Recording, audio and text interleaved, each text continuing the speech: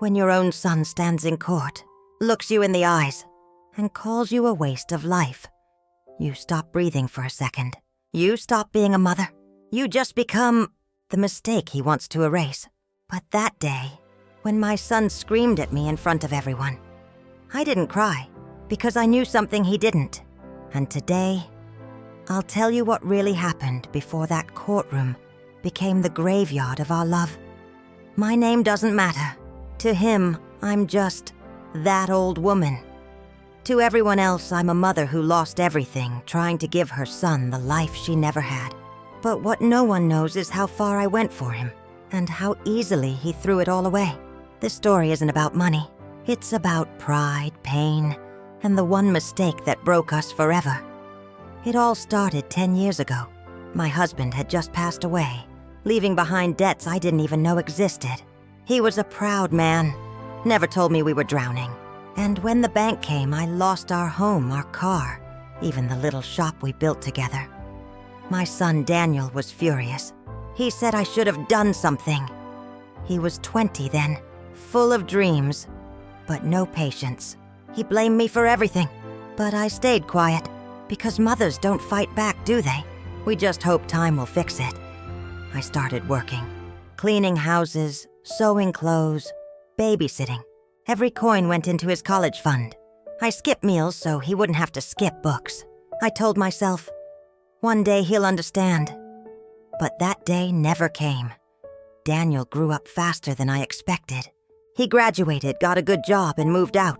For a few years, things were peaceful. He'd visit sometimes, drop off groceries, maybe call once a week. I didn't need much, just his voice. But then one evening, a call came from his office. "Mrs. Collins, your son has been in an accident." My heart froze. When I reached the hospital, I saw him lying there, tubes everywhere. He survived, but his girlfriend, the woman he was planning to marry, didn't. Her family blamed him. He blamed himself, and when he came home, he was someone else. Quiet, angry, lost. I tried to help. I made him his favorite soup. I sat beside him, listened when he spoke, and held him when he cried. But grief doesn't always want comfort. It wants someone to destroy, and that someone became me. He'd say things like, "You don't know what real loss feels like. You had your whole life. I lost mine at 27.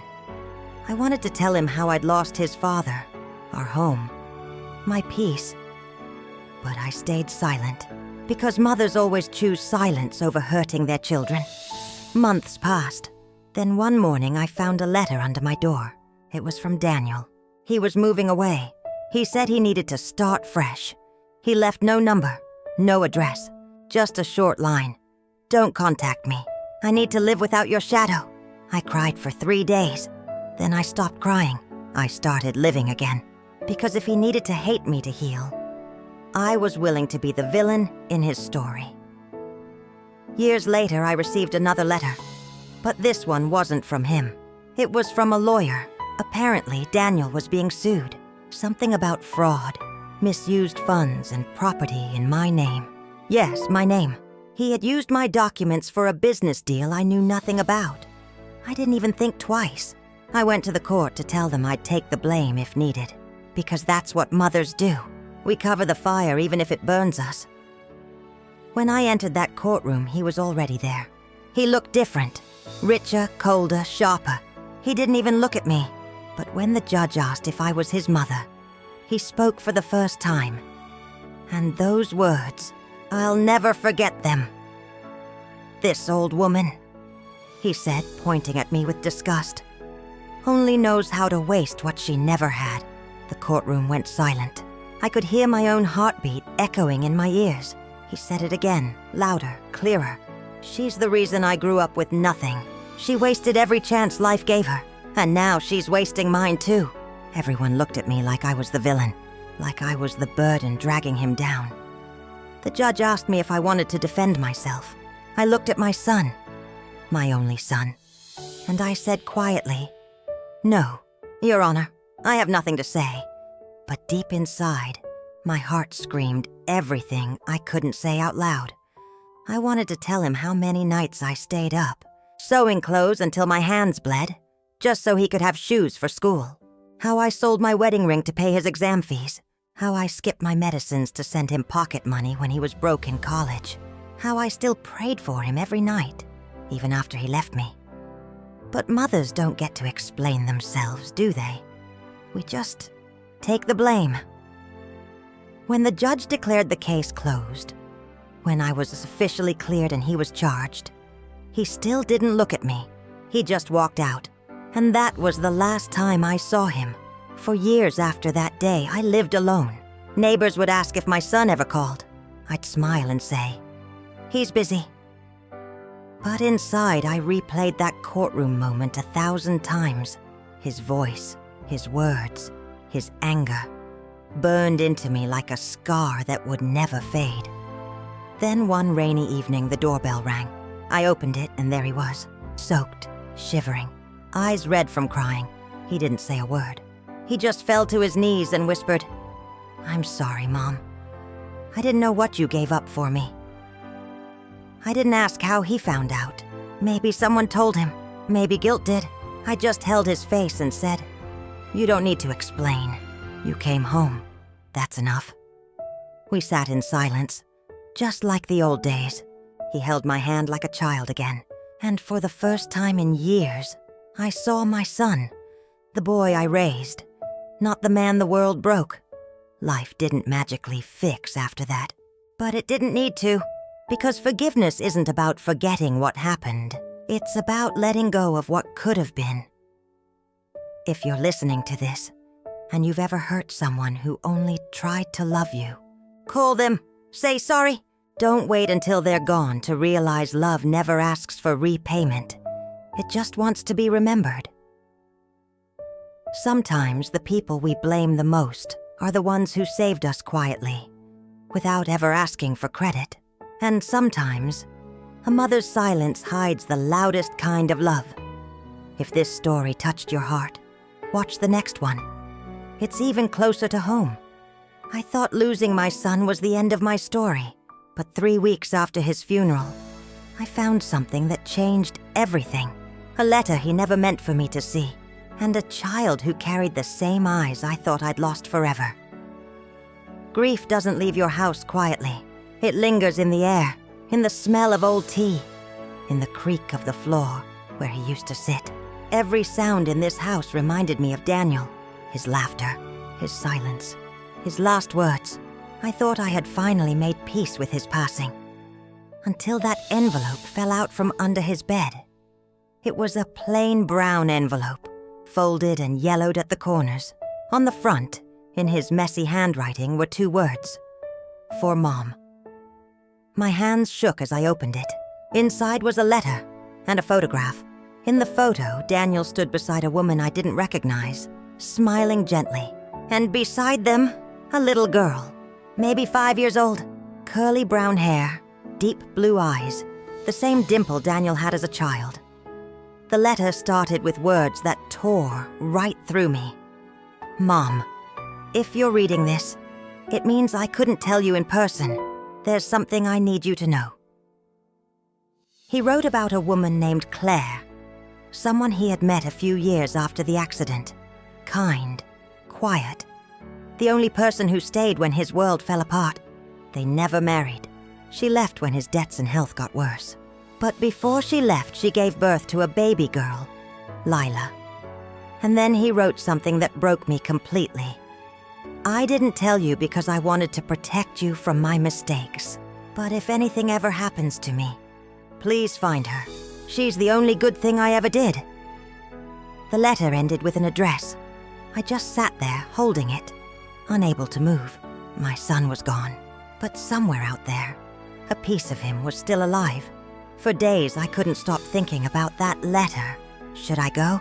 Would they even want to see me? I was an old woman, a stranger to this child. But every time I looked at Daniel's photo, I saw those eyes again, and I knew I had to go. The address was 2 towns away, a small place near the edge of the city. When I finally found the house, my heart was pounding so loud I could hear it. A woman opened the door. Claire. She looked surprised. I introduced myself softly. I'm Daniel's mother. Her eyes filled with tears before she even said a word. She invited me in, trembling. The house was small, simple but warm. Toys scattered on the floor, the smell of cookies in the air. Then I saw her, Lila, sitting on the carpet drawing. She looked up and smiled. And in that smile I saw Daniel, alive again, through her. Claire wiped her eyes and said, "She doesn't know much about him." I didn't know how to explain. I nodded, holding back tears. I just want to see her. That's all? For the next few hours, I sat with Lila, talking, laughing, watching her draw.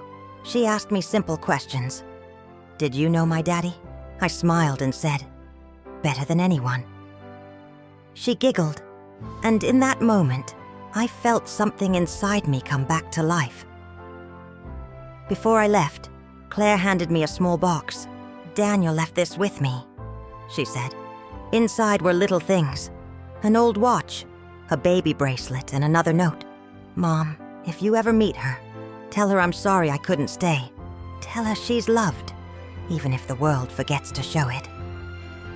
I walked home under the fading sunset, clutching that box like it was my heartbeat. Weeks passed, and I kept visiting. Lila started calling me Grandma. I baked cookies, read her bedtime stories, taught her little songs I used to sing to Daniel. It felt like life had given me a second chance at motherhood. But this time, without the anger, the mistakes, the noise. But happiness doesn't come without a test. One evening, Claire called me, her voice shaking. "Mrs. Collins, I need to tell you something." My chest tightened. She told me she was moving, not to another town, another country. Her job had offered her a new start, a better life for Lila. I wanted to be happy for them. I truly did. But I also felt that familiar ache. The same one I felt when Daniel left me years ago. The thought of losing another piece of him was unbearable. "Please," I said quietly, "don't take her away. She's all I have left." Claire was silent for a long time. Then she said, "You're her family too. Maybe you should come with us." I froze. Me? Leave everything? This house, this town, the memories. My whole life was here. But then I thought of Daniel's last wish. "Take care of her, Mom." And in that moment, I knew the answer. The next few weeks were chaos. Paperwork, packing, memories to fold away. Neighbors came to say goodbye. Some crying, some just confused. But I didn't feel sad. I felt something else. Peace. On our last night before leaving, I went into Daniel's old room. I lit a candle and whispered, "I'm taking care of her, my boy, just like you asked." As the flame flickered, I could almost feel him there. Not in pain, not angry, just watching quietly, finally proud. We moved to a small apartment by the sea. The mornings are quieter here, the air softer. Lila runs around the balcony, laughing, asking questions about her daddy. I tell her stories. The good ones, the funny ones, the ones where he dreamed too big and loved too much. Sometimes I catch her staring at the sky and saying, "I think Daddy's watching us." And I smile, because I think so too. At night, when she's asleep, I sit by the window and read his letter again. The paper is wrinkled now, but the words still sting the same. Yet this time, the pain feels lighter, because his story didn't end in that courtroom. It didn't end in that hospital. It continues, through her, through me, through every heartbeat that still remembers. Life has a strange way of giving back what it takes. Sometimes not in the way you expect, but in the way you need. I lost my son, but I gained a reason to live again. Because love doesn't die. It just changes homes. And maybe that's what being a mother really means. Not holding on, but passing love forward. So if you're listening, call your mother, your child, your family. Say what you need to say before life decides to say it for you. Watch the next story. It begins where this one ends. When he knocked on my door after years, I thought life was finally giving me one last chance to be a mother. But I was wrong, because when he looked me in the eyes and said what he came for, I realized some wounds don't heal. They just learn to hide deeper. You'd think after everything that happened in court, we'd never see each other again. But life has a cruel sense of timing. It gives you peace just long enough to believe in it, and then takes it away when you least expect. When Daniel came back home, I thought it was forgiveness. But what he really brought was another storm. It had been almost 4 years since that day in court. 4 years of silence, loneliness, and unanswered prayers. And then, out of nowhere, he stood at my door, pale, thinner, but still my boy. I made him tea the same way I used to. He smiled, though his eyes never met mine for too long.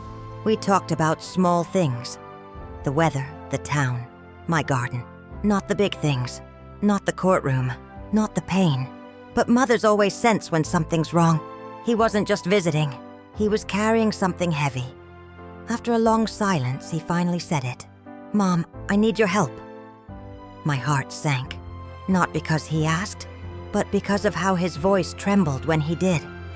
He told me his business had failed, the same one that had landed him in trouble before. He tried rebuilding it, borrowing money, trusting people who only cared about profit. Now, he owed more than he could ever repay. He said, "They'll take everything, Mom. I might go to jail." I wanted to hold him, tell him we'd figure it out. But something inside me whispered, "Not this time." I asked, "What do you want me to do, Daniel?" He hesitated, then pulled out a folder. Papers, legal ones, a property transfer form. He wanted me to sign my house over to him. My heart stopped. This wasn't just any house. It was all I had left of my husband.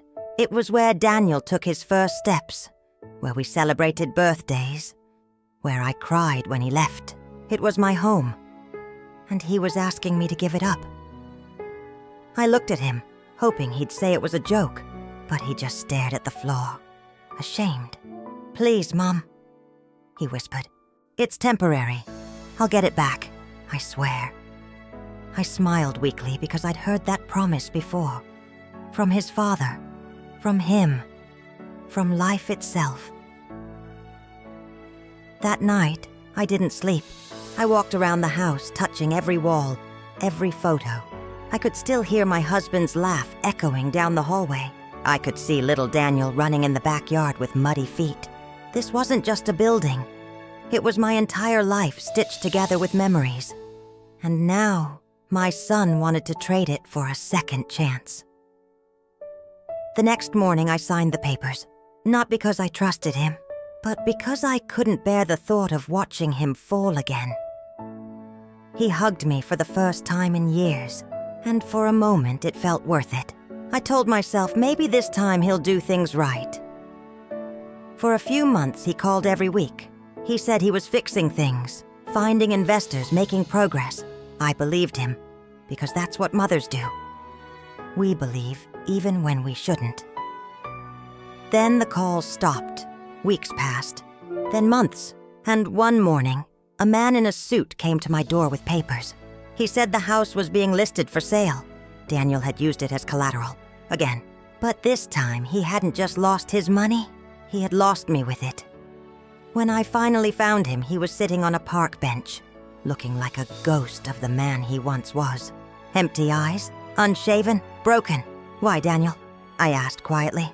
He didn't answer at first. Then he said, "Because I thought I could make it right, Mom. I wanted to give it all back." I sat beside him, the cold wind cutting through my shawl. "You don't fix love with money," I said. "You fix it with honesty." He looked at me, tears streaming down his face. "I didn't mean to hurt you. I just wanted to make you proud." And that's when it hit me. He wasn't chasing money. He was chasing forgiveness he didn't know how to ask for. I told him, "You already had my pride, Daniel. Even when you didn't deserve it." He broke down completely. He held my hands, sobbing like the little boy he once was. People walking by stared, but I didn't care. For the first time, my son wasn't angry. He was human again. But what he said next shattered what was left of me. "Mom," he said, "I'm sick. The stress, the debts, it's all catching up. I didn't just come for help. I came because I don't have much time." The world around me blurred. I couldn't breathe. He had always been my weakness, and now he was my countdown. In the months that followed, I took care of him, cooked his meals, gave him his medicine, read him stories from his childhood. Some nights he'd wake up crying, apologizing again and again. I'd hush him and say, "It's okay, my boy. You came home. That's all that matters." He slowly got worse, but he also got softer. He laughed again. He told me stories about the woman he once loved, the mistakes he made, the lessons he learned too late. On his last night, he held my hand and whispered, "Mom, I wish I had understood your silence sooner." I smiled and said, "It's okay. Some things are meant to be understood only when we run out of time." He passed away peacefully, holding my hand. And when he did, I didn't cry, because for the first time, I wasn't losing him. I was letting him go. People think pain fades with time. It doesn't. It just changes shape. Sometimes it becomes forgiveness. Sometimes it becomes strength. And sometimes it becomes a quiet kind of love that doesn't need to be spoken anymore. I lost my home, my youth, my husband, my son, but I never lost my heart, because no matter what happens, a mother's love survives every betrayal, every goodbye, and every courtroom. Watch the next story. It's one I never thought I'd have the courage to tell. You think you've buried the past, until one night your granddaughter looks you in the eyes and asks, "Grandma, why did you lie about my father?" And in that moment, every secret you kept to protect her turns into the one thing that could destroy her. It's been 15 years since Daniel left this world. Lila isn't the little girl who used to sit on my lap anymore. She's 16 now, brave, curious, and so much like her father it scares me. I thought moving away, starting over, would bury the pain. But the truth has a strange way of finding its way home, especially when it's written in blood and memory. It started with a box. The same old wooden box I had carried through every move, every home, every storm. Daniel's box. I'd hidden it on the top shelf of my closet, filled with letters, his watch, old photos, and that one last note he wrote before dying. I never meant for her to see it. But one morning while I was out in the garden, she found it. When I came back inside, she was sitting on the couch, holding a faded picture of Daniel in a hospital bed. The one I thought I had thrown away. "Grandma," she said softly. "Who is this man?" My throat tightened. She looked so confused, so hurt, because in all these years, I'd only ever told her the happy parts. That her father was kind, loving, honest. I never told her about the court case, the fraud, the fights, the betrayal. How could I? She was just a child, but now she wasn't a child anymore. She deserved the truth, even if it broke her heart. That evening I made her tea, though she didn't touch it. She sat across from me, her face pale but her eyes steady. "Why didn't you ever tell me?" she asked. "What was he really like?" I tried to speak, but words felt like ashes in my mouth. How do you explain to a child that love and pain can live in the same person? That her father wasn't evil, just lost? So I started from the beginning. I told her about Daniel's childhood, how bright he was, how much he loved music, how he'd sit under the old oak tree and promise to buy me a big house someday. Her eyes softened. Then I told her about his father's death, the debts, the anger that followed. Her face changed. When I reached the part about the court, the day he called me that old woman, she couldn't hold back her tears. "Why did you still forgive him after that?"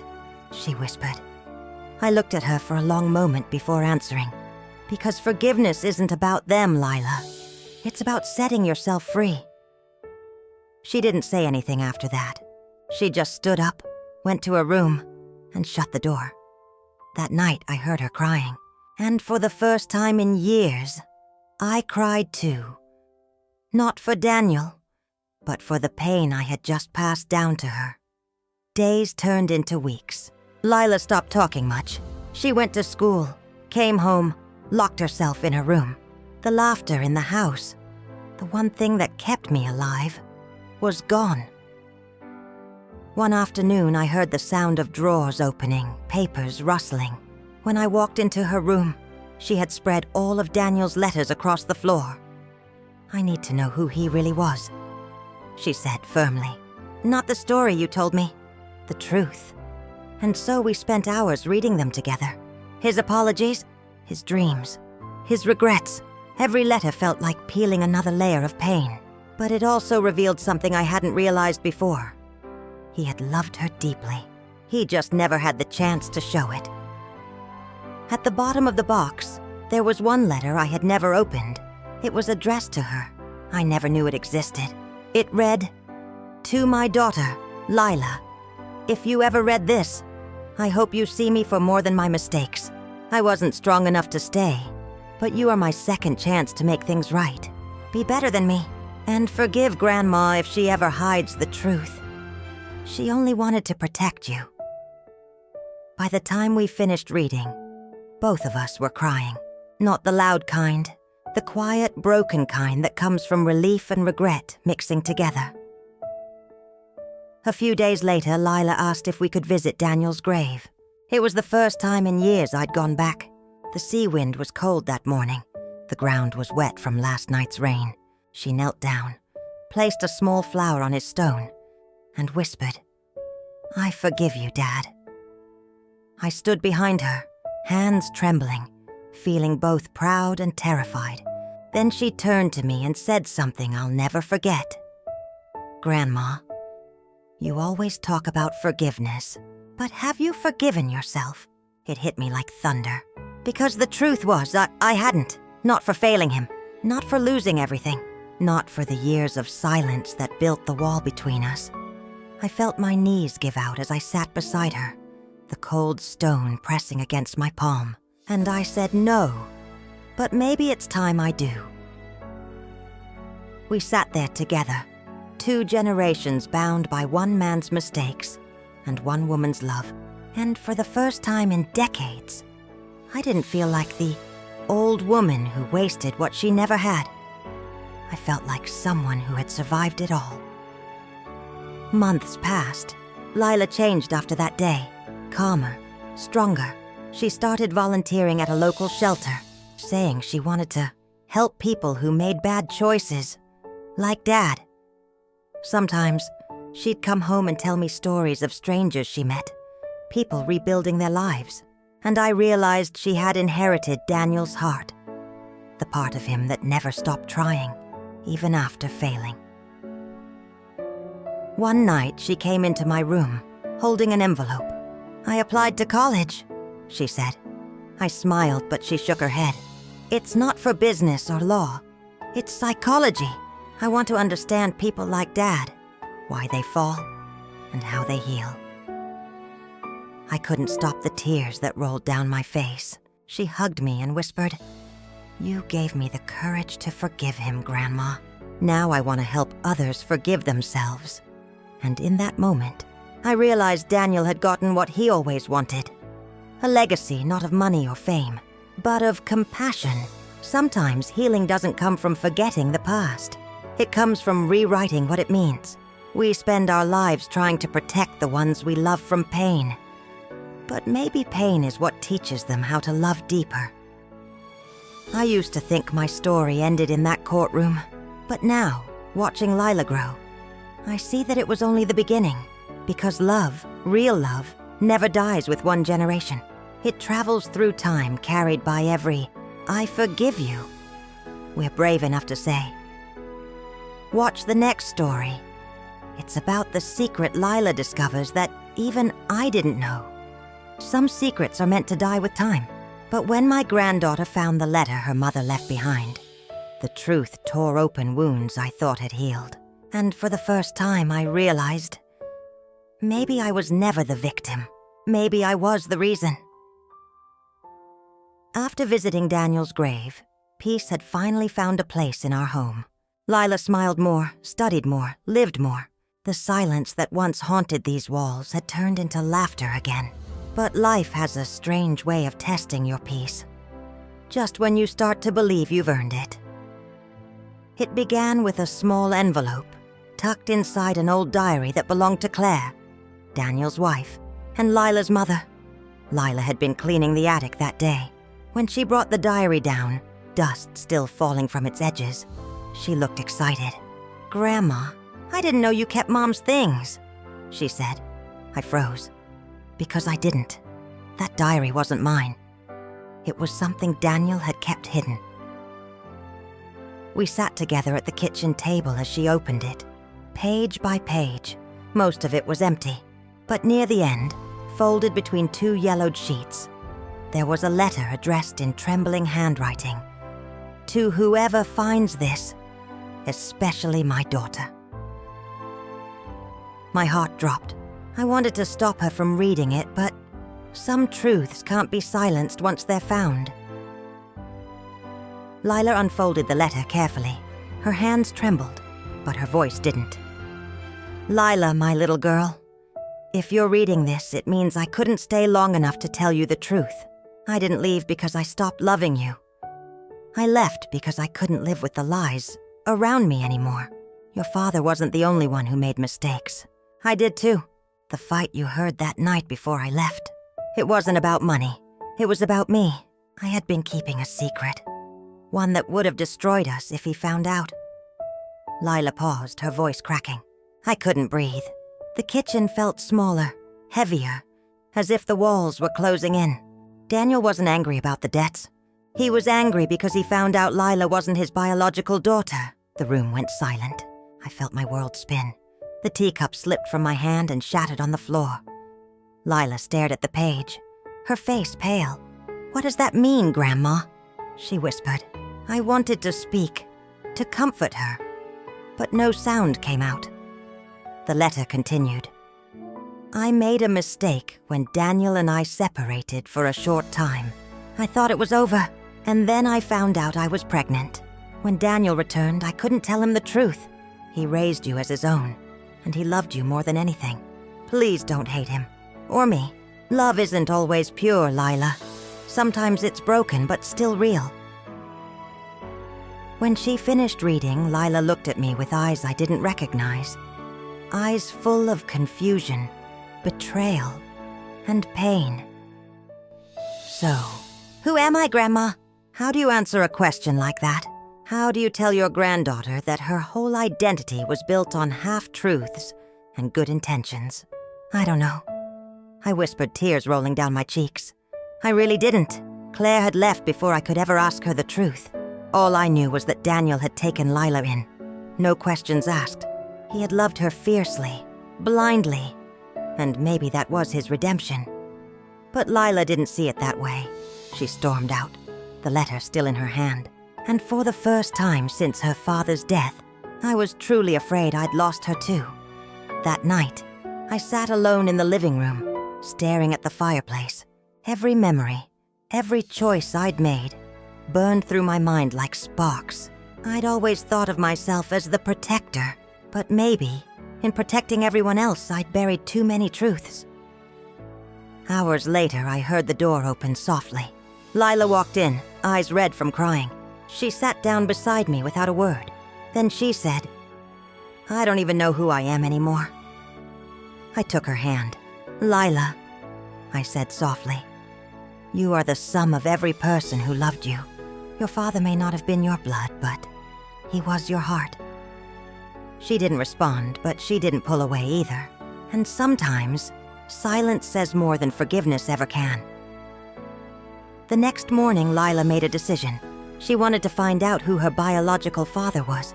I didn't stop her. I knew she needed closure. Not because she wanted to replace Daniel, but because she wanted to understand herself. Weeks passed as she searched through old records, photographs, and names Claire had once mentioned. And then one afternoon, she came running home, breathless. "Grandma," she said, "I found him." I felt my heart freeze. His name was Ethan Ward. A man who used to work with Daniel years ago. Claire's old colleague.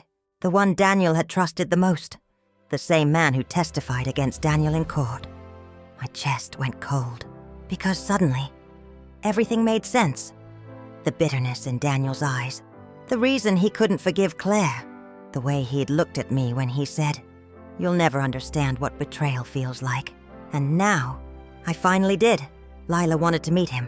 I tried to stop her, begged her not to, but she was determined, so I went with her.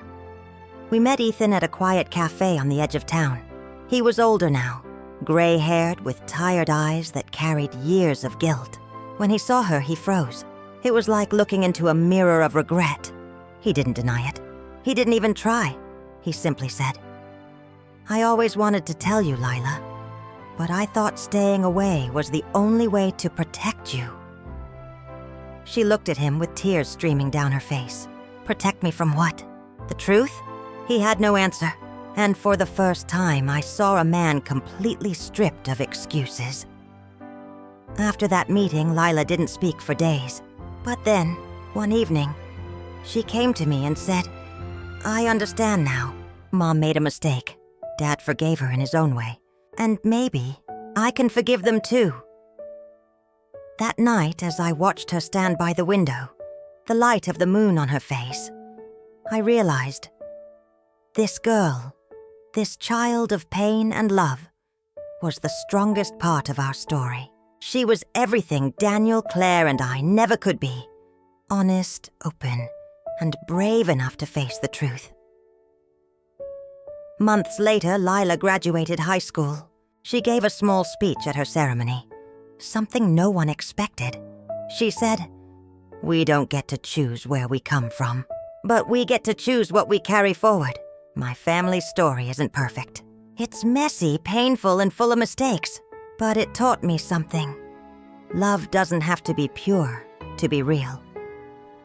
There wasn't a dry eye in that hall, and as she looked at me from the stage, I saw Daniel's courage in her eyes, Claire's warmth in her smile, and maybe, just maybe, a little of my strength too. I finally understood that family isn't built on blood. It's built on forgiveness, on the quiet moments when we choose love over blame. And for the first time in my long, fragile life, I felt at peace. Every generation carries the scars of the last, until one person decides to heal instead of hide. Lila was that person for us. She turned our family's story of betrayal into one of redemption. Maybe that's what love really is. Not the promise to never hurt each other, but the courage to heal when we do. Watch the next story. When Lila receives a call from the man who was once her father's enemy, revealing one last secret about Daniel's past. What if the man who destroyed your family called you years later, just to say he was sorry? That's what happened to my granddaughter. But what he confessed next, it changed everything I believed about my son's death, and about myself. Months had passed since Lila learned the truth about her mother. Life was slowly finding its rhythm again. Morning tea, evening walks, her laughter echoing through the house. For the first time in years, the ghosts in our home had fallen silent. But peace doesn't last forever. It's fragile, like glass. And sometimes one unexpected call is all it takes to shatter it again. It was a Sunday morning. The house smelled of pancakes and butter. The kind of morning that feels too good to lose. Then the phone rang. Lila picked it up, smiled and said, "Hello." But within seconds, the smile vanished from her face. She froze, eyes wide, voice trembling. When she hung up, she whispered, "Grandma." It was him. My stomach dropped. Him.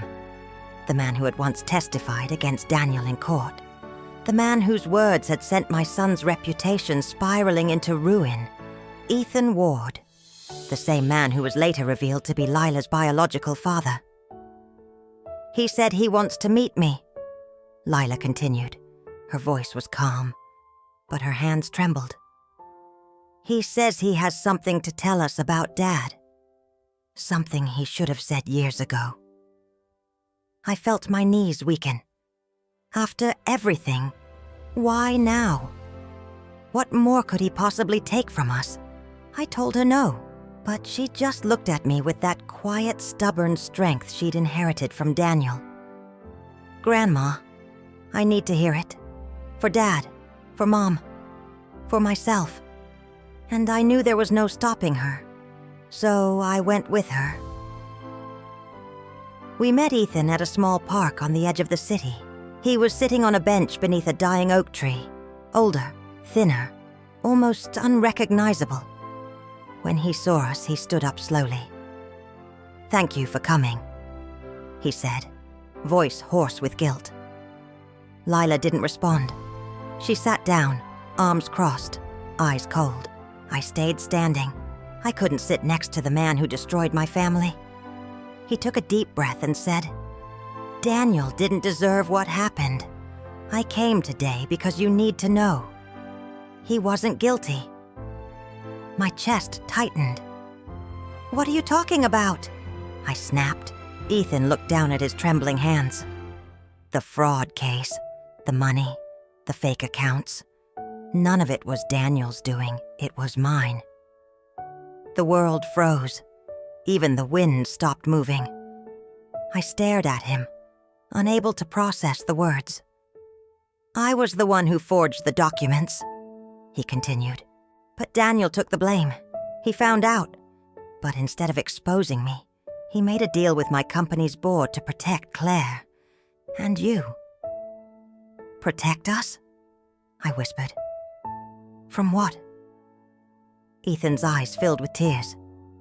The company had evidence of Claire's affair with me. If it came out publicly, it would have destroyed her and Lila's future. Daniel couldn't let that happen, so he signed the confession. Every sound around me disappeared. The birds, the cars, even my heartbeat. My son took the blame. He carried Ethan's crime to his grave to protect his wife and daughter. Ethan wiped his eyes. I tried to confess years later, but he told me not to.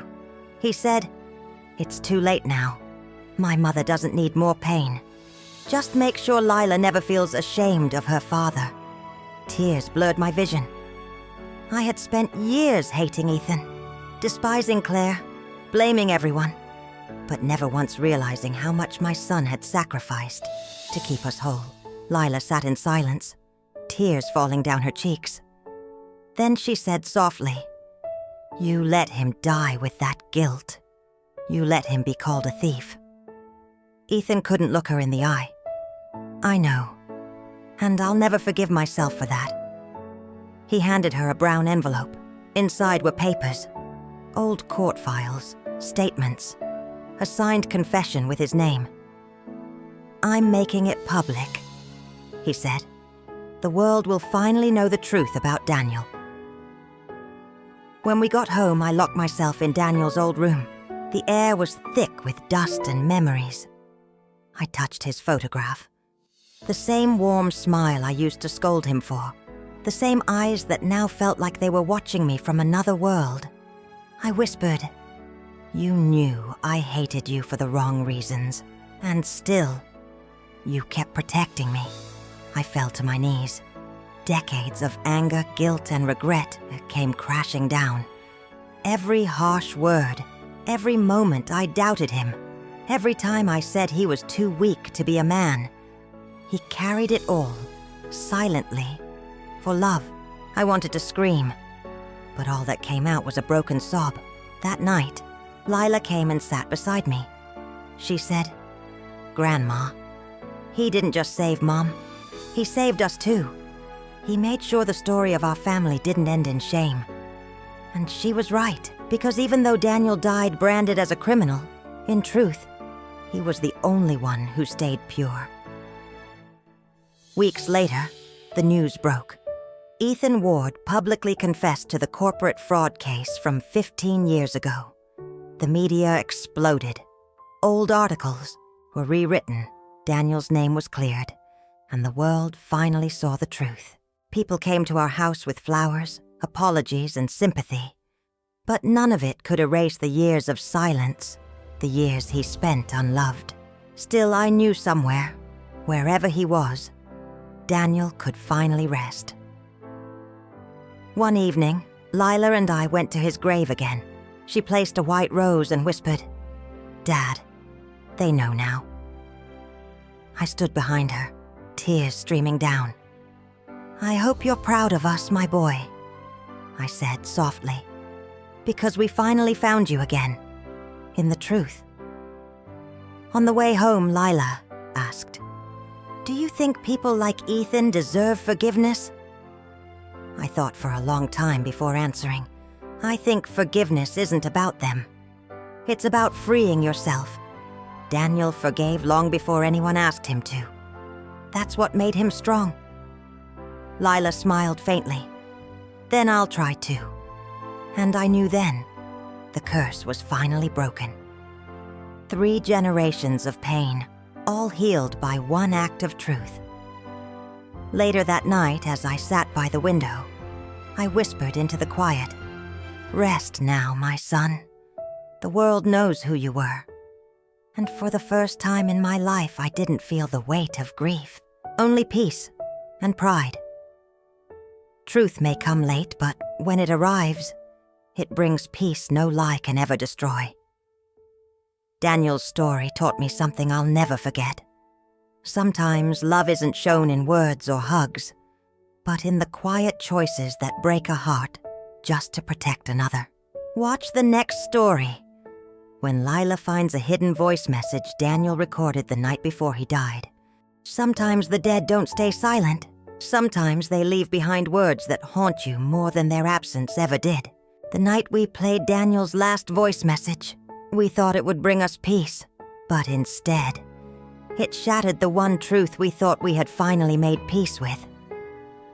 After Ethan's confession cleared Daniel's name, the world finally stopped pointing fingers. Our house, once filled with whispers and guilt, began to feel lighter again. Lila smiled more. I could sleep without hearing his voice echo through my dreams. But peace doesn't erase pain. It just hides it under silence. And that silence was broken one rainy afternoon when the past decided it wasn't done with us. The discovery, one Arthria. It was Lila who found it. She had been cleaning out the attic again, going through Daniel's old things. Photographs, letters, the watch he used to wear. Then she called out, "Grandma, look at this." In her hand was an old phone, scratched, dusty, but still working. When she pressed the power button, the screen flickered weakly, showing just one saved audio file. It was dated the night before Daniel died. I felt my heart stop. For a moment, neither of us moved. It was like holding a ghost. Lila looked at me. "Should we play it?" I nodded. And with one small tap, the voice of my son came back to life. His voice was shaky, heavy, but calm in that way people sound when they've already accepted what's coming. "Mom, if you're hearing this, it means I didn't make it." My throat tightened instantly. "I know you probably hate me right now, and that's okay. You have every reason to. But I need to tell you the truth. Not about Ethan. Not about the company. About something else. Something I never told anyone." I grabbed Lila's hand. Her eyes were locked on the phone screen. "The night Claire left," Daniel continued, "it wasn't because of the fight we had.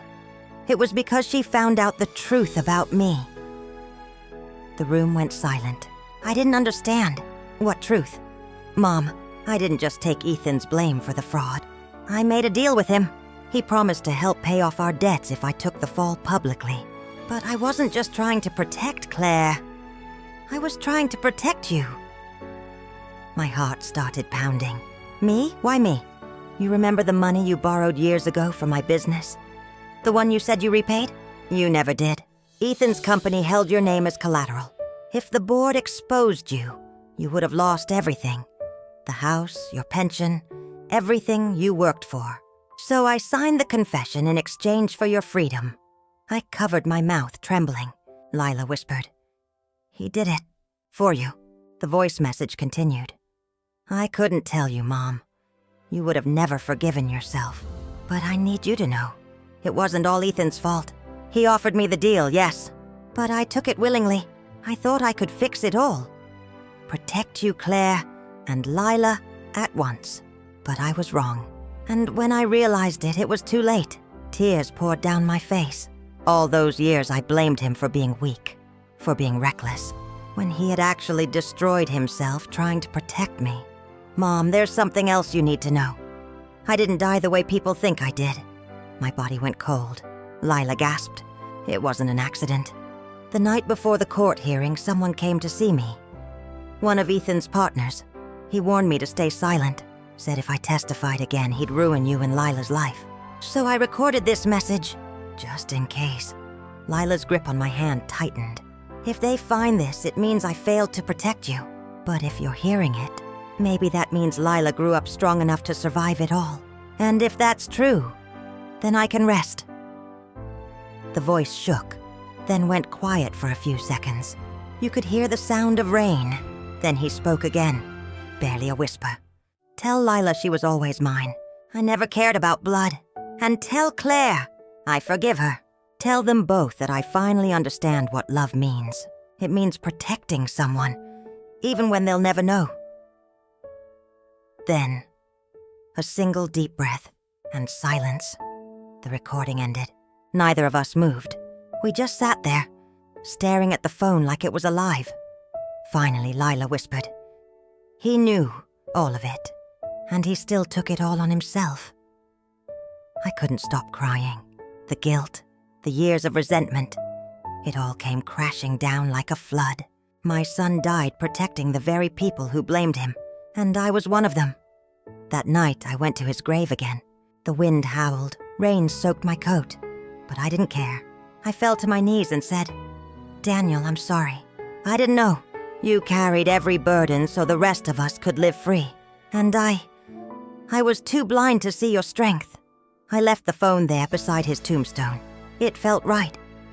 Like returning his voice to the silence he'd carried for so long. The next morning, something unexpected happened. The same law firm that had once handled Daniel's case reached out. They said they'd received an anonymous email containing Daniel's recording and Ethan's confession, and that the board members responsible for threatening him were finally being investigated. It was as if his final words had carried power even beyond death. Lila looked at me and said, He's still protecting us, Grandma. Even now. And I realized she was right. Even in death, Daniel was fighting for truth. He'd left behind pain, yes, but also redemption. A story that ended not in shame, but in justice. Months later, we received Daniel's posthumous clearance from the court. All charges erased. His name restored. The news spread fast. Newspapers, TV, online articles. But I didn't care about the noise. For me, peace wasn't in the headlines. It was in knowing my son's soul could finally rest. Lila and I stood by his grave one last time. She held the printed certificate in her hands and said softly, You did it, Dad. You finally came home. I smiled through tear. Maybe now, I whispered, we can all start living again. The rain began to fall, gentle, forgiving. And for the first time, it didn't feel cold. Later that night, I sat alone, listening to the wind outside. For years, I had carried anger, guilt, and loss like chains. But now, all I felt was gratitude. Daniel's last words weren't just a confession. They were a reminder that love doesn't end with death. It echoes in the people who keep telling your story. And that's what I'll do. For as long as I have breath left in me, I'll keep telling his story. So the world never forgets the kind of man my son truly was. Sometimes the truth doesn't save you. It saves the ones you leave behind. Daniel's voice didn't just reveal secrets. It gave us the strength to forgive, to love deeper, and to finally set him free.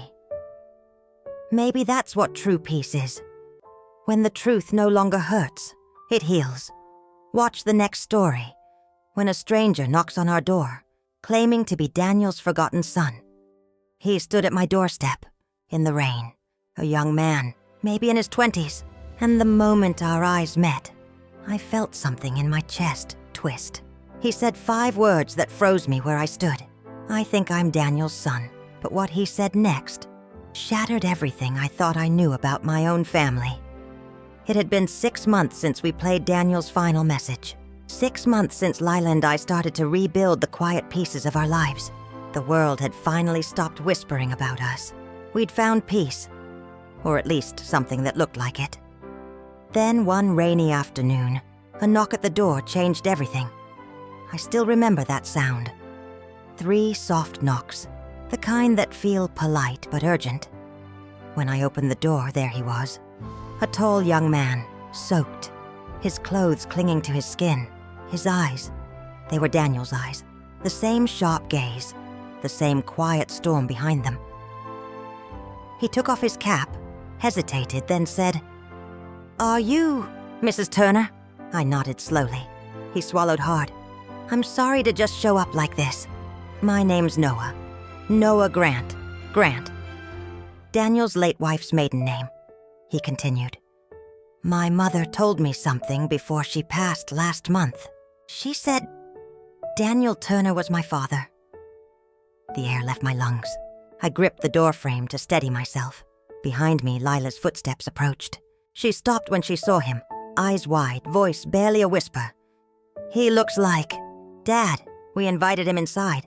He sat on the couch, nervous, hands trembling slightly. I made tea, though my hands shook so much I nearly spilled it. When I handed him the cup, he smiled faintly. That smile, it was Daniel's too. He said softly, "I know this sounds crazy. I didn't believe it at first either. My mom never talked about her past. But before she died, she gave me a box with letters, photos, and one old DNA test envelope she never opened." He opened his backpack and carefully took out the box. It looked old, faded corners, yellow tape. He placed it on the table. Inside there were photos of Daniel, from his younger years, and a few letters written in his handwriting. The first one began, "To Sarah, I don't know if we'll ever get to be a family, but I promise, if our child ever finds their way to me, I'll make sure they know I wanted them." I froze. Daniel's handwriting. The same loops, the same way he always crossed his T with a double line. Lila whispered, "So, Dad had another child?" Noah's eyes filled with tears. "I guess so, but he never came for us." My mom said he stopped replying. I thought he didn't care, but when she got sick, she told me she'd sent him a letter. Right before he died, I remembered. That week before Daniel's death, he had received a letter, one he never showed me. He'd kept it in his jacket pocket. I'd asked him about it, and he said, "Just something old that came back to haunt me." Now I understood. Lila didn't waste a second. She ordered a DNA test that same night. While we waited for the results, Noah stayed in the guest room. In those few days, I learned more about him, and about Daniel, than I ever had when my son was alive. He told us he'd grown up poor, raised by his single mother, Sarah. She never told him who his father was, only that he was someone she once loved, but lost to time. He studied engineering, worked part-time at a repair shop. Every night I'd find him at the kitchen table reading Daniel's letters, tracing the handwriting with his fingers. Once I asked him, "Do you hate him for not being there?" He looked up and smiled faintly. "No, I just wish I'd met him once, even for a minute, to ask him why he left." That broke me, because I had the answer, and I couldn't tell him yet. Daniel hadn't left because he didn't care. He'd left because he thought he was protecting us all. And now his secret love, his hidden child, was sitting under my roof, trying to find a father in a man who died protecting others. The DNA results, 12 lasts 15. 3 days later, the results came back. Lila opened the envelope at the table. Her hands were shaking. She read the top line aloud. Probability of relation, 99.98%. Silence. Then Lila looked up, eyes wide. "He's really Dad's son." Doug covered his face with his hands and started crying. "I knew it. I felt it the moment I saw you." I reached out, holding his hand across the table. Tears streamed down my cheeks. "I'm sorry, Noah," I whispered. "I didn't know. I swear I didn't. If I had known, I would have found you. I would have brought you home." He nodded slowly. "I know, I think he wanted to, but something stopped him." And that's when Lila brought out the phone. Daniel's last voice recording. We sat in the living room, me, Lila, and Noah, and played the recording again. The same voice that had once broken me now filled the room again. When Daniel said, "Tell Lila she was always mine. I never cared about blood." Noah froze. He looked at me, tears in his eyes. "He said he didn't care about blood?" I nodded. That was his heart. That's who he was. He smiled through tears. Then maybe he knew about me. Maybe he meant that for both of us. We sat in silence for a long time after that. Just three souls, bound by love and loss, listening to a ghost's final message. The next day, I decided to visit Daniel's grave with Noah and Lila. We brought flowers, and the letters Sarah had kept all those years. As we were leaving, the cemetery caretaker called out, "Ma'am, there's something here for you." He handed me a small sealed envelope, weathered, yellowed. On the front, written in Daniel's handwriting, were the words, "For whoever comes looking for the truth." Inside was a letter, and in it, Daniel had written, "If you're reading this, you found the missing piece of me. To my child, I never stopped looking for you, but I was told you didn't exist. I wanted to believe otherwise, but by the time I knew the truth, it was too late. I hope you grew up kind. I hope you forgive me for not being there. If you ever find Mom, tell her I loved her once, even if time erased us." Noah broke down completely. He held the letter against his chest and whispered, "I forgive you, Dad." And I knew, in that moment, Daniel's story wasn't over. It had just finally come full circle. Months passed. Noah moved closer to us. He helped me with errands, fixed things around the house, and somehow filled the space Daniel left behind. But one evening, while sorting through Daniel's belongings, Noah found something else. A second voice message, buried deep in an old SD card. He pressed play, and Daniel's voice echoed once more. "If this reaches my family, tell them the truth didn't end with me. There's one more secret they need to know." The audio cut off abruptly, just 3 seconds long, but enough to send a chill down my spine. What truth was left? What had Daniel tried to hide even from his grave? Noah looked at me, his voice trembling. "Grandma, maybe this isn't over yet." That night I couldn't sleep. I kept thinking of that broken message, that unfinished sentence. Every time I closed my eyes, I could hear Daniel's voice. There's one more secret. I realized something. Every time I thought I'd reached the end of Daniel's story, it was only another beginning. And maybe that's what love is. It doesn't end with truth. It keeps unfolding until there's nothing left but forgiveness. Sometimes the people we lose leave us trails, not to make us hurt, but to make us understand. Daniel's legacy wasn't just pain or sacrifice. It was a reminder that family isn't made by blood. It's made by the love we choose to keep alive. Watch the next part, when we discover what Daniel's final unfinished message really meant. The last message from my son wasn't just words. It was a warning, a confession, and a truth we never expected. When Lila, Noah, and I finally listened to Daniel's final secret, I realized some truths can't just heal. They can change everything. We thought we had reached the end of Daniel's story. Noah had found out he was Daniel's son. Ethan had confessed to the fraud, and Daniel's last voice message had revealed his sacrifice. But that unfinished recording, it wasn't over. It had been calling us, haunting us, whispering, "There's one more secret."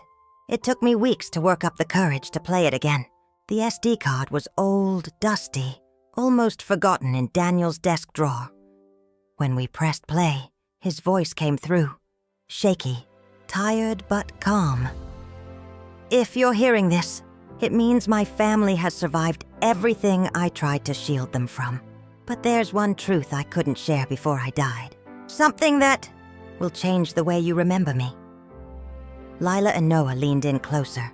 I could feel their fear and my own heart pounding.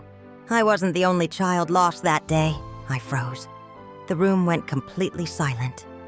Daniel's voice continued. Before Lila was born, there was another baby, a son. He was my childhood, but due to circumstances I couldn't control, he was given to another family. I never stopped searching, but I was told he had died at birth. I believed it, but part of me always knew the truth. I never told anyone because I thought I would only bring more pain. But if you're hearing this, maybe it's time for the truth to come out. Noah's face went pale. He looked at me, confused. Another brother? I shook my head. I couldn't breathe. How many children had my son lost, hidden, or protected all his life?